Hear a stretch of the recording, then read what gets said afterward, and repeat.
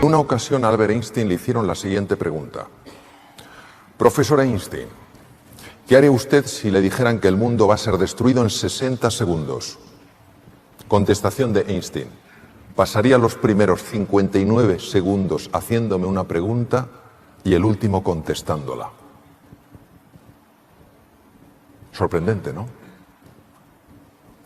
¿Qué pensaría ese periodista diciendo, pero bueno, póngase usted en marcha, haga algo?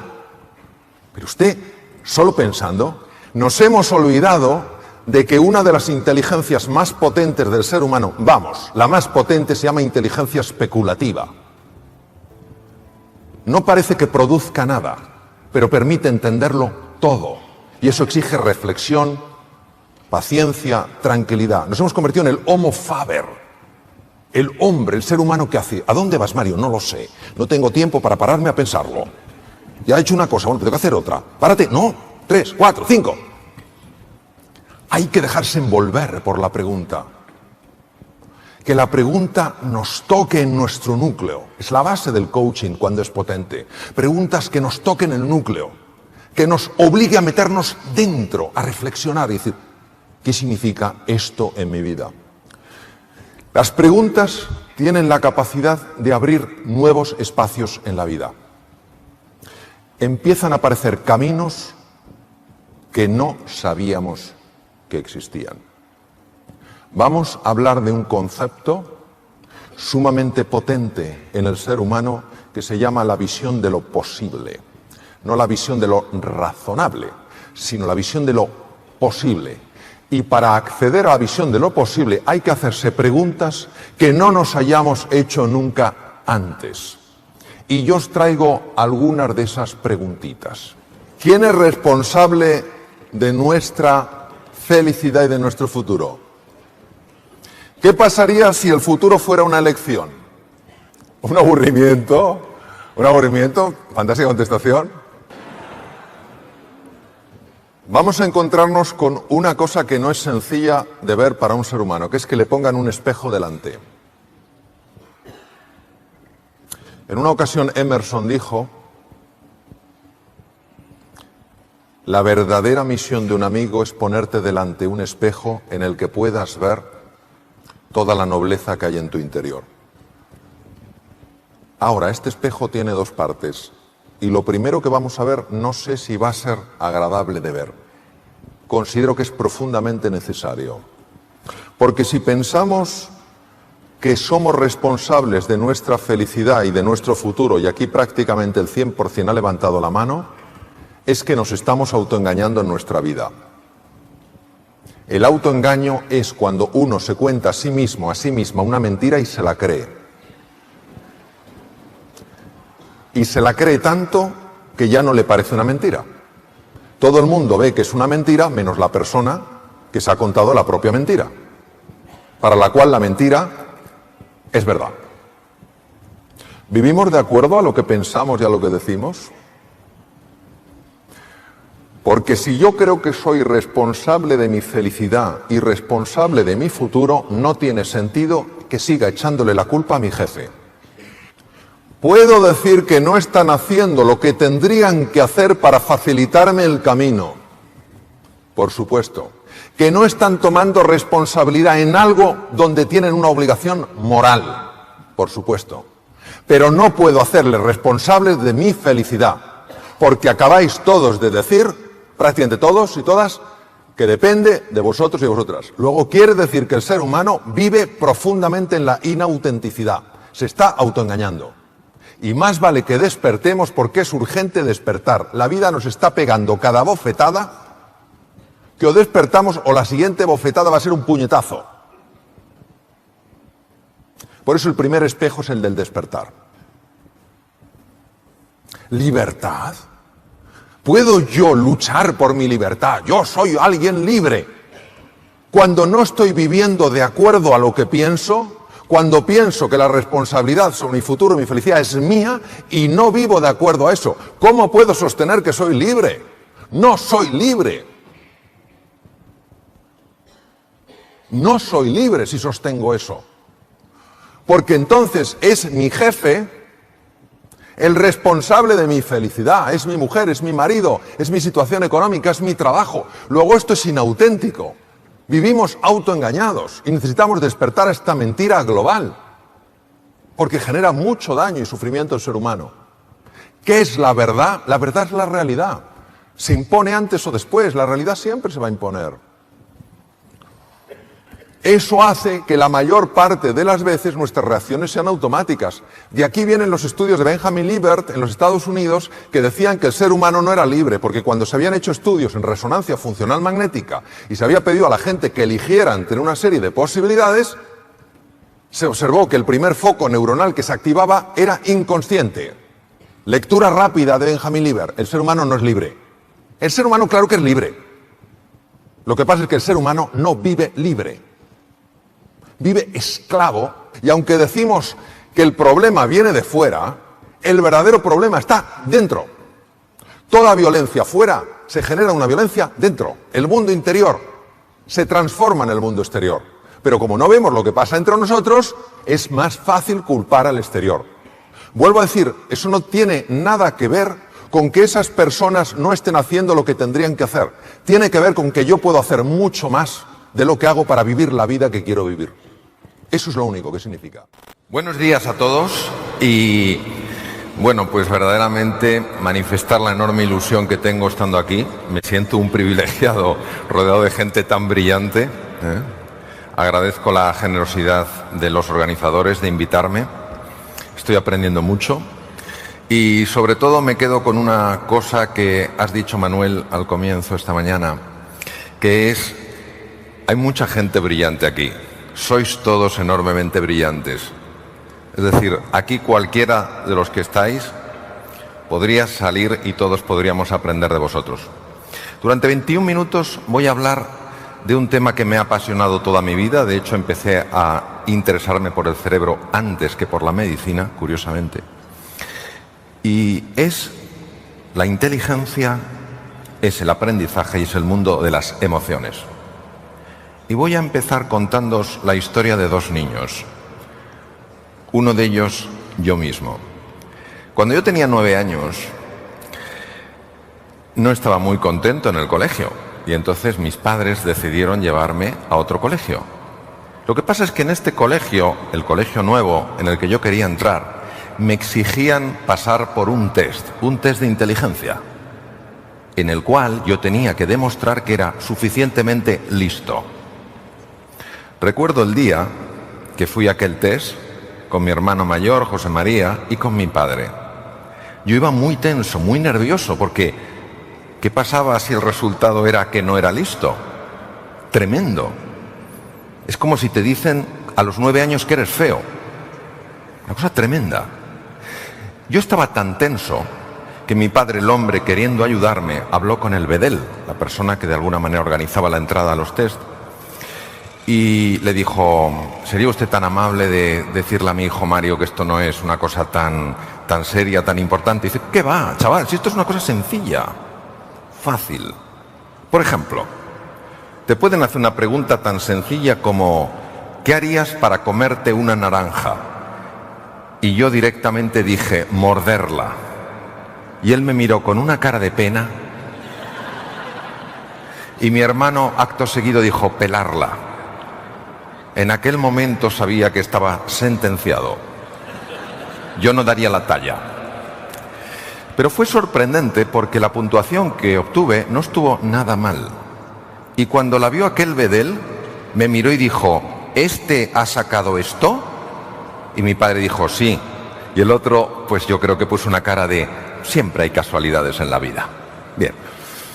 La segunda historia es una historia fascinante. Es un niño que cuando es pequeñito, su hermano Curtis, él y su madre son abandonados por su padre. Es un niño de color, se llama Ben Carson. Gente muy pobre, viven en Detroit, un barrio muy peligroso. Yo trabajé durante una época en un hospital, el Henry Ford, en Detroit, y Detroit es una ciudad muy, muy violenta. Este niño era considerado the dummy, el estúpido de la clase. Imaginaros lo que es que alguien, cuando te mira, te vea como un estúpido. Tanto que al final cargas con una etiqueta de quién eres tú, yo, un estúpido. Tenía tanta tensión, tenía tanta tristeza y tanta rabia, que en un momento de desesperanza cogió un cuchillo y se lo intentó clavar a un amigo suyo, con la fortuna de que se partió la hoja al chocar con la hebilla del cinturón. En aquel momento el joven Ben experimentó una crisis emocional, se dio cuenta de que tenía que hacer algo diferente, que así no podía seguir su vida, pero no sabía qué hacer. Un niño norteamericano pasa una media de 7 horas y media al día viendo la televisión. Ben no era una excepción en aquella época, pero su madre le dijo que había tenido una revelación durante un sueño y que lo que ellos tenían que hacer, tanto Curtis como Ben, era leer. Ellos no leían prácticamente nada, no leían un libro. Como no tenían dinero para comprarse libros, iban a la biblioteca pública de Detroit. Ben empezó a interesarse por la naturaleza, por los minerales, por los vegetales y por los animales. Un buen día el profesor de ciencias llegó a la clase de ciencias y llegó con una roca de color negro, una roca extraña, y dijo, ¿qué es? Ben inmediatamente supo que esa roca era obsidiana, pero Ben era el tonto de la clase. ¿Para qué iba a hablar? Esperó a que hablaran los más inteligentes, los que sabían más, los que tenían más conocimiento, pero esos chicos estaban callados. Entonces esperó que hablaran los otros, los que eran un poquito menos inteligentes. Tampoco dijeron nada y al final tímidamente levantó la mano. Al levantar la mano, el resto de sus compañeros le miraron sorprendidos como diciendo, pero Ben, ¿pero cómo te atreves? El profesor podía haber dicho, venga Ben, tú esto no lo sabes, y haber guardado la roca, pero el profesor le miró a Ben y le dijo, Ben, ¿tú lo sabes? Sí, yo lo sé. ¿Qué es? Es obsidiana. Sí, es obsidiana. En ese momento Ben observó cómo la cara de sus compañeros cambiaba y el profesor podía haberse quedado ahí y decir, bueno, sí, Ben, obsidiana, muy bien, has acertado. Dijo, Ben, ¿sabes tú algo más de la obsidiana? Vaya que sí sabía Ben de la obsidiana. Empezó a contar de la obsidiana y el resto de la gente perpleja. Bien, este niño que era el tonto de la clase, este niño que tenía una crianza muy dura en la pobreza, en la dificultad.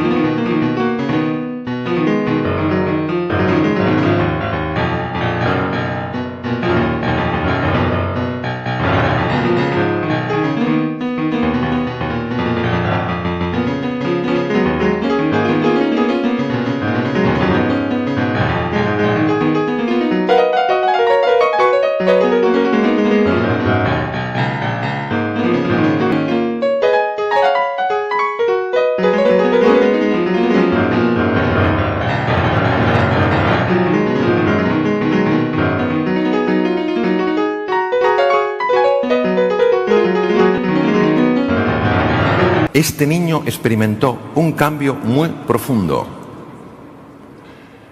Tan profundo fue el cambio que quedó el número 1 de la clase, el número 1 del colegio, el número 1 de todas las escuelas de Detroit. Fue becado por la Universidad de Yale y es el mejor neurocirujano infantil del mundo.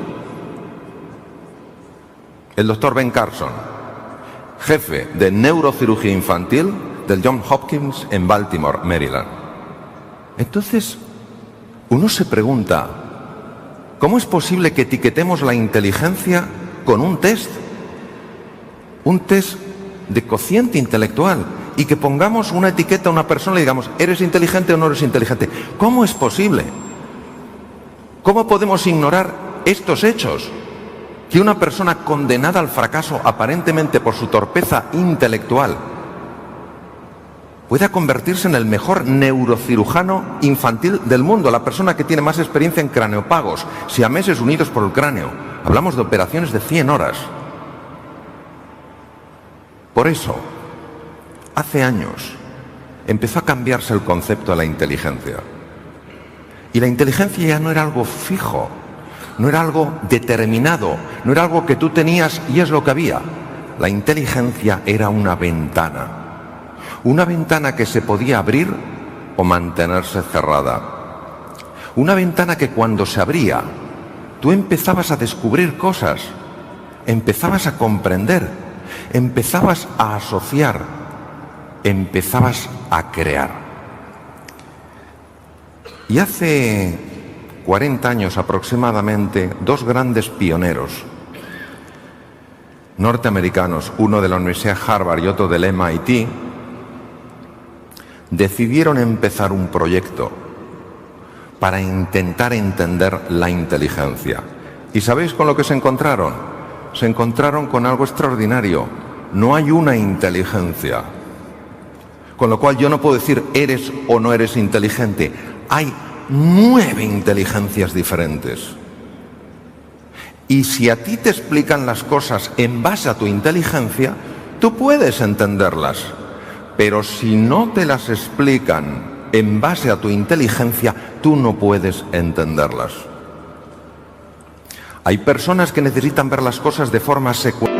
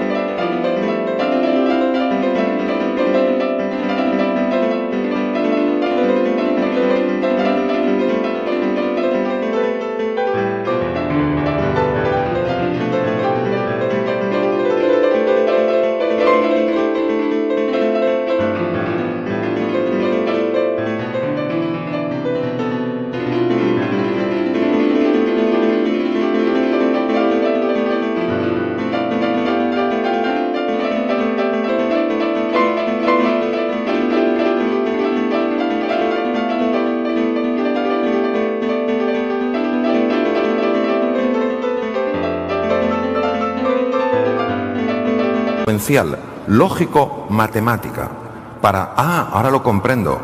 Hay otras personas que necesitan ver una imagen global, inteligencia visual espacial. Hay otras personas que tienen que moverse, que tienen que tocar, que tienen que manipular, inteligencia kinestésica. Hay personas que necesitan que les entre por el oído, inteligencia musical. Hay personas que para que se abra esa ventana tienen que sentirse conectados con otro ser humano, inteligencia interpersonal.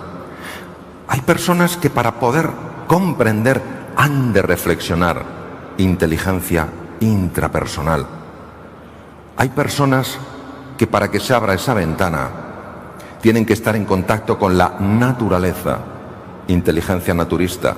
Y hay personas, la última de las inteligencias, que para que se abra tienen que ver una trascendencia, un propósito en las cosas. Esto es maravilloso, ¿sabéis por qué? Porque los seres humanos tenemos dudas de nuestras inteligencias, aunque no lo queramos reconocer. Y cuando tenemos que hacer frente a un proyecto y consultamos en nuestro interior, ¿soy capaz? ¿Cuántas veces? No en nuestro pensamiento, y sin nuestro pensamiento decimos, no puedo, no soy capaz. Por eso la clave de toda la transformación educativa será entender que si un niño, un adulto no aprende, no es porque no sea inteligente, sino porque no le estamos hablando de la manera en la que esa persona aprende. Aprender algo nuevo es entrar de lleno en el mundo de la incertidumbre. Y todos sentimos miedo. Sentimos miedo de irnos más allá de lo que conocemos. Sentimos miedo de ir más allá de lo que controlamos, de aquello que es predecible. Y por eso no tiene sentido que el aprendizaje esté basado en la coacción. No tiene sentido que el aprendizaje esté basado en la obligación. Sí tiene sentido que el aprendizaje esté basado en la necesidad de aprender y en la inspiración, las ganas por aprender. Cuando una persona, sea niño, sea joven, sea adulto, dice, yo necesito aprender esto, sea un idioma, a manejar un ordenador, un deporte, lo que sea, cuando verdaderamente lo necesita, y en ese momento resuelve yo me pongo en marcha, en ese momento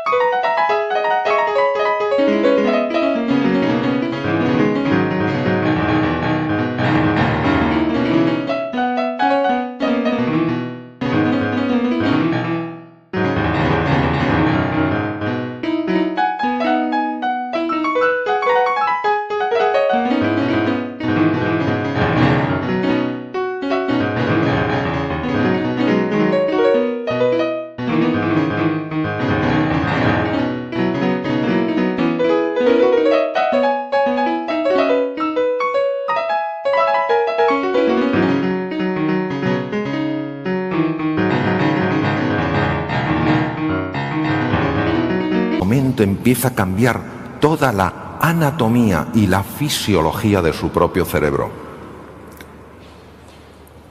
El proceso de aprendizaje tiene 3 fases muy conocidas. La primera es una fase donde tú pruebas y te equivocas. Yo me cambié de sistema informático y al principio me sentía perdido, llevaba años con un sistema informático y cambié radicalmente. Entonces cometía errores, aprendía, cometía errores, no me salía nada bien y poco a poco vas teniendo una cierta competencia. Y cuando has conseguido esa competencia te empiezas a ilusionar, sigues y puedes llegar, no es mi caso, ojalá algún día lo sea, llegas a la maestría. Ahora, lo que os quisiera decir es lo siguiente. Cuando un ser humano dice, yo necesito aprender esto, o se siente inspirado a aprender, y resuelve, determina, se compromete con el aprendizaje, empieza a cambiar su cerebro. Hay una serie de procesos que se han visto en niños y en adultos. Y por tanto, la reinvención del cerebro humano es una realidad independientemente de tu edad. Primer proceso. Cuando tú, inspirado por una posibilidad de aprender, por algo que quieres que entre en tu vida, te pones en ese proceso complejo y hermoso de aprender, aumenta el riego sanguíneo de ciertas partes de la corteza cerebral, específicamente de una parte situada detrás de la frente y encima de los ojos, llamada corteza prefrontal. Cuando va más riego sanguíneo a mi cerebro, ¿qué es lo que pasa? Que yo empiezo a ver con más claridad, empiezo a ver con más foco, aprendo más deprisa, soy más creativo. También se ha visto que aumenta la neuroplasticidad, es decir, las neuronas se conectan más entre ellas. Esto es básico, porque neuronas más conectadas, mayor capacidad de resolver problemas y desafíos. Y lo tercero, que también se ha demostrado en adultos, una colaboración Instituto Salk en La Joya, San Diego, y el Karolinska en Estocolmo, es que nosotros también, los adultos, podemos generar nuevas neuronas. Las neuronas no se reproducen, son muy complejas, pero sí se regeneran a partir de células madre, de células pluripotenciales localizadas en las cavidades del cerebro. Pueden emigrar entre 500 y 1000 neuronas de los ventrículos cerebrales a los sellitos de mar. Y en 21 días esas células madre se han convertido en neuronas. Esto es espectacular, porque el hipocampo no solo es fundamental en el aprendizaje.